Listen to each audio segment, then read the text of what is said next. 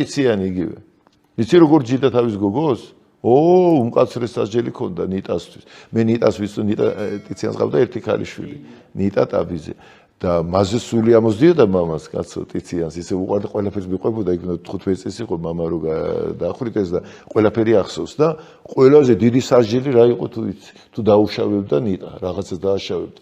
ეს ხო ცოტა ისეთი კაცი იყო მოსული.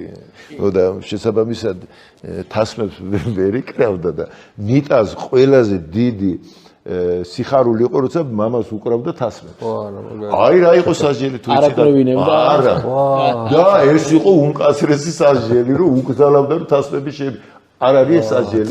მოდი მამებო გავოიგონეთ ასეთი სასჯელები, თქვენ შუს მაინდა-მაინც უყვირი, უამრავი შეგიძლია თქვენ ბავშვებს ასე იმოქმედოთ მასზე, როგორც ტიციანმა და ბავშვები განისწავლებენ. რამხელა სასჯელი იყო ბავშვის როგორ გძლებდა რომ სიცოცხლის ბოლომდე ახსოვდა. აბა სულ ამას ყვებოდა, აი ყველაზე მეტად მაშინ და ერთი სული ქონდა რომ შერიგებოდა მამას, რომ ისევ თასმები შეეკ. აი პატარა ნიუანსი, პატარა სინამხელა რაღაცა. დავთავრეთ ესა.